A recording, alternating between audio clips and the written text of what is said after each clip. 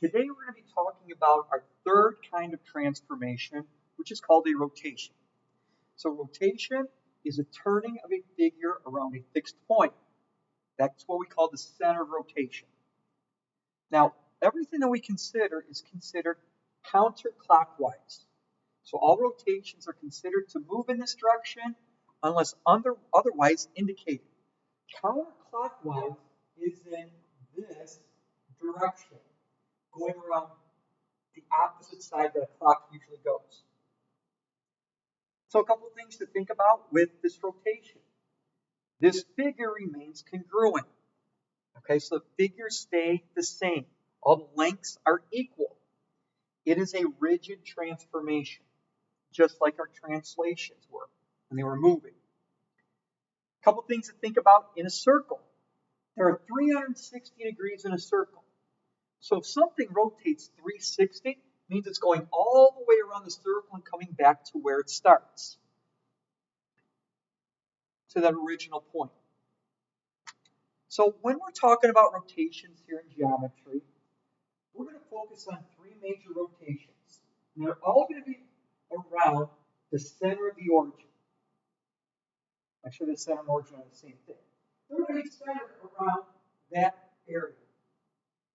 So if we think about this, and we have this point, and I just kind of made up these points here. That point A is 210, this is 23, this is 83.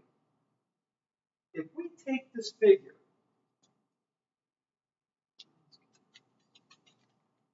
right here, I know it's kind of hard to see white on white, but if we rotate it, if I put A and C where my fingers are, it's going to come around like this. So the A is now down here, the C rotates up, and the B is going to kind of stay towards the middle, towards the origin. And it'll continue to come around like such till it comes back.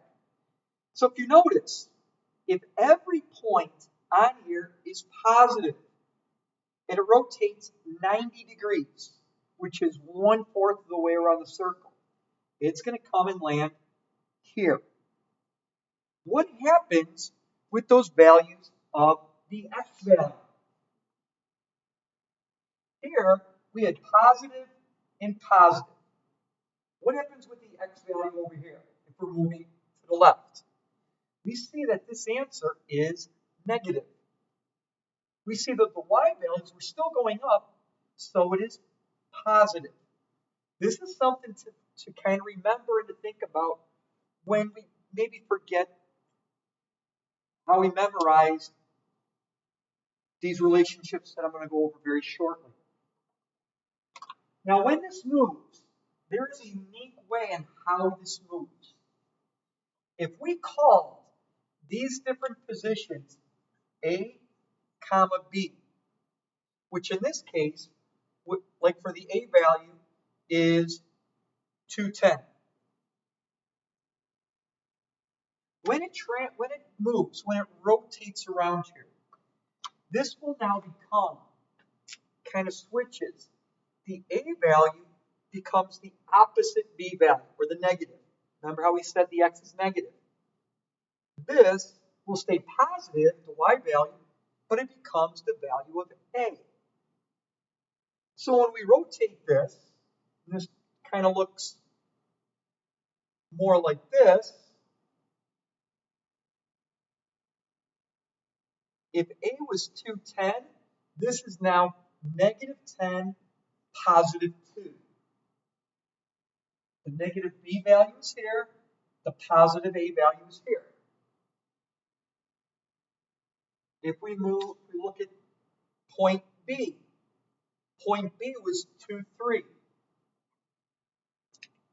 We start with 2, 3, and we switch it up. The negative B value will be -3, and this will be a +2. Like so. And then for the third one, for point C, we had 8, 3.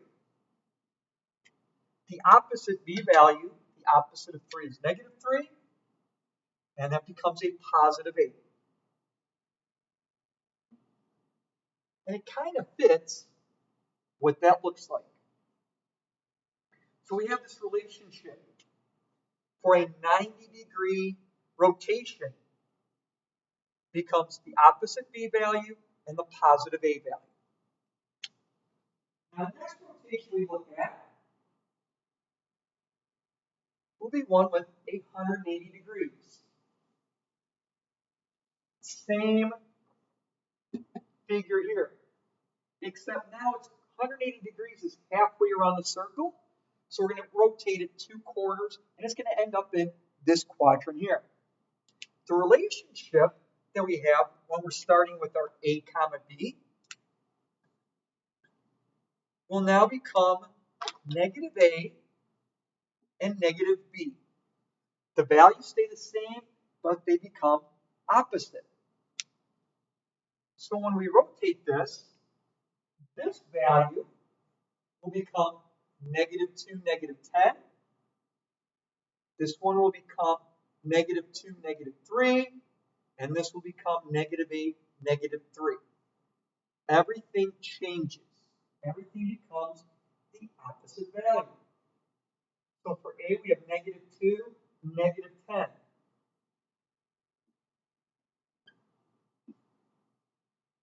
B value, negative 2, negative 3. And finally, C, negative 8, negative 3. And that would be C prime. And there's our rotation as such. We're still sticking with this rule, negative A and negative B. The last one, with 270 degrees.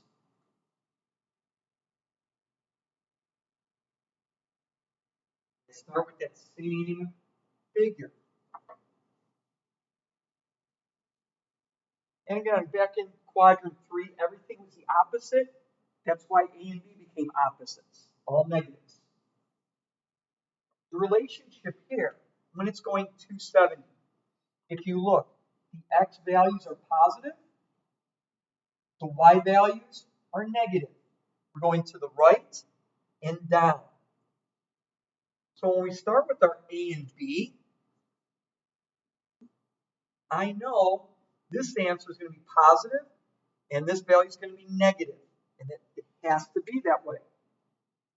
The relationship is we're going to flip it like we did here in our 90-degree rotation.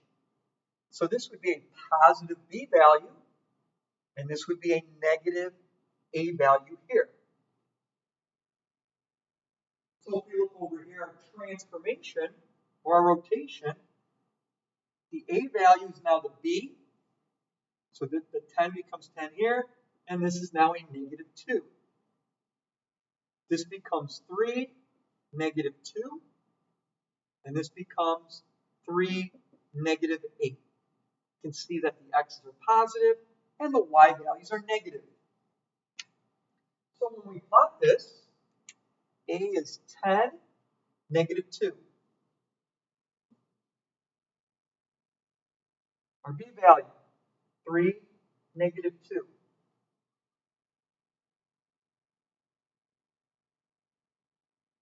And the C prime will be now 3, negative 8.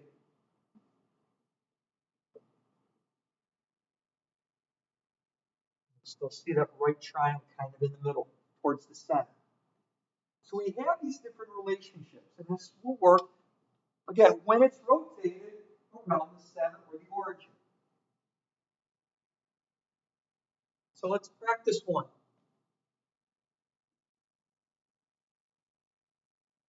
So we have A, B, and C here. A 90-degree rotation.